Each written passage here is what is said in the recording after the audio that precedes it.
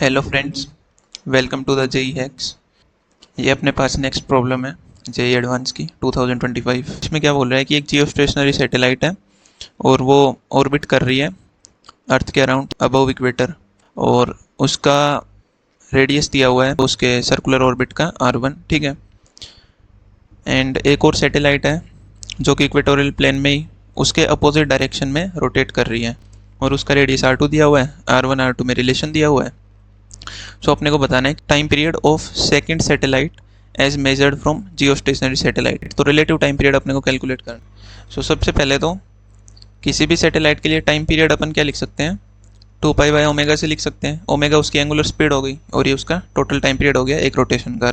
सो अगर अपने को रिलेटिव टाइम पीरियड निकालना है दोनों सैटेलाइट्स का, आपस में रिलेटिव कितना होगा, सो वो अपन 2π/ओमेगा रिलेटिव से लिख सकते हैं। जो सिचुएशन दी हुई है वो अपन ने यहाँ पे बना रखी है कि ये अर्थ है, अर्थ के अबाउट एक r1 रेडियस में s1 रिवॉल्व कर रही है और एक r2 रेडियस में s2 रिवॉल्व कर रही है, तो अपोजिट डायरेक्शन। यहाँ से अपन क्या कह सकते हैं एक चीज़ तो, कि जो इनकी रिलेटिव एंगुलर वेलोसिटी होगी, क्योंकि ये अपोजिट डायरेक्शन में रिवॉल्व कर रही है तो एंगुलर वेलोसिटी ऐड होगी रिलेटिव निकालने के लिए, ठीक है। सो अपन इसको क्या लिख सकते हैं, रिलेटिव टाइम पीरियड को यहाँ से लिख सकते हैं अपन 2π/ओमेगा 1 प्लस ओमेगा 2, ठीक है। सो उसके बाद अपन क्या करते हैं, केपलर्स थर्ड लॉ से टाइम पीरियड और जो इसका रेडियस है इसमें रिलेशन आ सकता है। तो केपलर्स थर्ड लॉ क्या बोलता है कि जो टाइम पीरियड का स्क्वायर होगा वो सेमी मेजर एक्सिस के क्यूब के प्रोपोर्शनल होता है। लेकिन वो डेफिनेशन कब है, जब ऑर्बिट अपना कैसा हो, इलिप्टिकल हो। लेकिन यहाँ पे सर्कुलर ऑर्बिट है तो रेडियस के क्यूब के प्रोपोर्शनल हो जाएगा ये। सो यहाँ से अपन बोल सकते हैं कि जो t1 स्क्वायर होगा वो तो r1 क्यूब के प्रोपोर्शनल होगा और t2 स्क्वायर जो होगा वो r2 क्यूब के प्रोपोर्शनल होगा।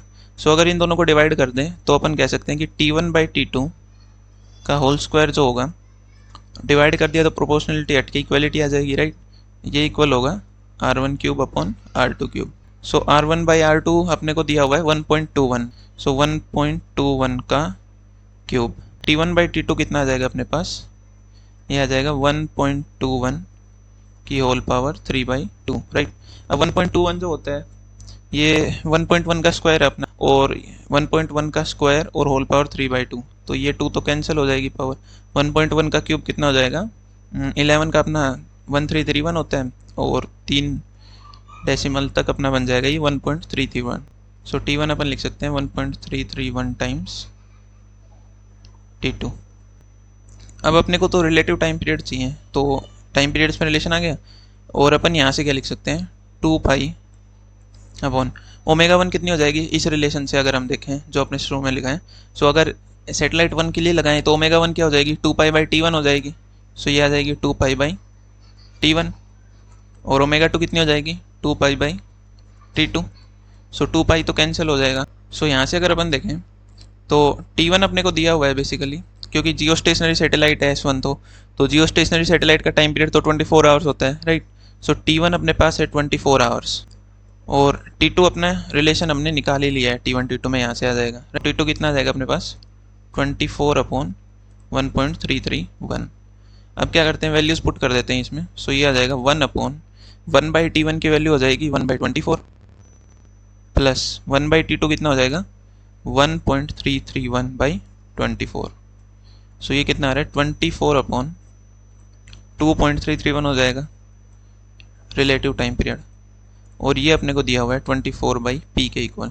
सो जो अपने से पूछी है p की वैल्यू बेसिकली क्वेश्चन में, सो p कितना आ जाएगा अपने पास 2.331, ये अपना आंसर हो जाएगा।